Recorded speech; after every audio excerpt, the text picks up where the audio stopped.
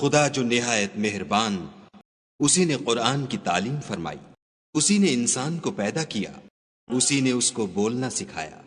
سورج اور چاند ایک حساب مقرر سے چل رہے ہیں، اور بوٹیاں اور درخت سجدہ کر رہے ہیں، اور اسی نے آسمان کو بلند کیا اور ترازو قائم کی کہ ترازو سے تولنے میں حد سے تجاوز نہ کرو، اور انصاف کے ساتھ ٹھیک تولو اور تول کم مت کرو۔ اور اسی نے خلقت کے لیے زمین بچھائی، اس میں میوے اور کھجور کے درخت ہیں جن کے خوشوں پر غلاف ہوتے ہیں، اور اناج جس کے ساتھ بھس ہوتا ہے اور خوشبودار پھول۔ تو اے گروہ جن و انس، تم اپنے پروردگار کی کون کون سی نعمت کو جھٹلاؤ گے؟ اسی نے انسان کو ٹھیکرے کی طرح کھنکھناتی مٹی سے بنایا اور جنات کو آگ کے شعلے سے پیدا کیا۔ تو تم اپنے پروردگار کی کون کون سی نعمت کو جھٹلاؤ گے؟ وہی دونوں مشرقوں اور دونوں مغربوں کا مالک ہے۔ تو تم اپنے پروردگار کی کون کون سی نعمت کو جھٹلاؤ گے؟ اسی نے دو دریا رواں کیے جو آپس میں ملتے ہیں، دونوں میں ایک آڑ ہے کہ اس سے تجاوز نہیں کر سکتی۔ تو تم اپنے پروردگار کی کون کون سی نعمت کو جھٹلاؤ گے؟ دونوں دریاؤں سے موتی اور مونگے نکلتے ہیں۔ تو تم اپنے پروردگار کی کون کون سی نعمت کو جھٹلاؤ گے؟ اور جہاز بھی اسی کے ہیں جو دریا میں پہاڑوں کی طرح اونچے کھڑے ہوتے ہیں۔ تو تم اپنے پروردگار کی کون کون سی نعمت کو جھٹلاؤ گے؟ جو مخلوق زمین پر ہے سب کو فنا ہونا ہے، اور تمہارے پروردگار ہی کی ذات بابرکت جو صاحب جلال و عظمت ہے باقی رہے گی۔ تو تم اپنے پروردگار کی کون کون سی نعمت کو جھٹلاؤ گے؟ آسمان اور زمین میں جتنے لوگ ہیں سب اسی سے مانگتے ہیں، وہ ہر روز کام میں مصروف رہتا ہے۔ تو تم اپنے پروردگار کی کون کون سی نعمت کو جھٹلاؤ گے؟ اے دونوں جماعتوں، ہم ان قریب تمہاری طرف متوجہ ہوتے ہیں۔ تو تم اپنے پروردگار کی کون کون سی نعمت کو جھٹلاؤ گے؟ اے گروہ جن و انس، اگر تمہیں قدرت ہو کہ آسمان اور زمین کے کناروں سے نکل جاؤ تو نکل جاؤ، اور زور کے سوا تو تم نکل سکنے ہی کے نہیں۔ تو تم اپنے پروردگار کی کون کون سی نعمت کو جھٹلاؤ گے؟ تم پر آگ کے شعلے اور دھواں چھوڑ دیا جائے گا تو پھر تم مقابلہ نہ کر سکو گے۔ تو تم اپنے پروردگار کی کون کون سی نعمت کو جھٹلاؤ گے؟ پھر جب آسمان پھٹ کر تیل کی تلچھٹ کی طرح گلابی ہو جائے گا تو وہ کیسا ہولناک دن ہوگا۔ تو تم اپنے پروردگار کی کون کون سی نعمت کو جھٹلاؤ گے؟ اس روز نہ تو کسی انسان سے اس کے گناہوں کے بارے میں پرسش کی جائے گی اور نہ کسی جن سے۔ تو تم اپنے پروردگار کی کون کون سی نعمت کو جھٹلاؤ گے؟ گناہ گار اپنے چہرے ہی سے پہچان لیے جائیں گے تو پیشانی کے بالوں اور پاؤں سے پکڑ لیے جائیں گے۔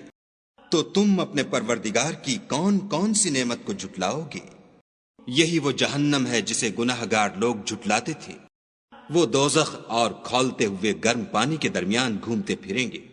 تو تم اپنے پروردگار کی کون کون سی نعمت کو جھٹلاؤ گے؟ اور جو شخص اپنے پروردگار کے سامنے کھڑے ہونے سے ڈرا اس کے لیے دو باغ ہیں۔ تو تم اپنے پروردگار کی کون کون سی نعمت کو جھٹلاؤ گے؟ ان دونوں میں بہت سی شاخیں یعنی قسم قسم کے میووں کے درخت ہیں۔ تو تم اپنے پروردگار کی کون کون سی نعمت کو جھٹلاؤ گے؟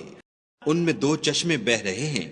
تو تم اپنے پروردگار کی کون کون سی نعمت کو جھٹلاؤ گے؟ ان میں سب میوے دو دو قسم کے ہیں۔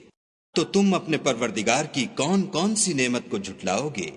اہل جنت ایسے بچھونوں پر جن کے استر اطلس کے ہیں تکیہ لگائے ہوئے ہوں گے، اور دونوں باغوں کے میوے قریب جھک رہے ہیں۔ تو تم اپنے پروردگار کی کون کون سی نعمت کو جھٹلاؤ گے؟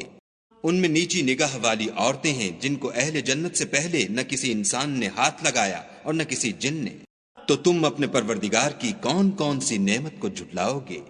گویا وہ یاقوت اور مرجان ہیں۔ تو تم اپنے پروردگار کی کون کون سی نعمت کو جھٹلاؤ گے؟ نیکی کا بدلہ نیکی کے سوا کچھ نہیں ہے۔ تو تم اپنے پروردگار کی کون کون سی نعمت کو جھٹلاؤ گے؟ اور ان باغوں کے علاوہ دو باغ اور ہیں۔ تو تم اپنے پروردگار کی کون کون سی نعمت کو جھٹلاؤ گے؟ دونوں خوب گہرے سبز۔ تو تم اپنے پروردگار کی کون کون سی نعمت کو جھٹلاؤ گے؟ ان میں دو چشمے ابل رہے ہیں۔ تو تم اپنے پروردگار کی کون کون سی نعمت کو جھٹلاؤ گے؟ ان میں میوے اور کھجوریں اور انار ہیں۔ تو تم اپنے پروردگار کی کون کون سی نعمت کو جھٹلاؤ گے؟ ان میں نیک سیرت اور خوبصورت عورتیں ہیں۔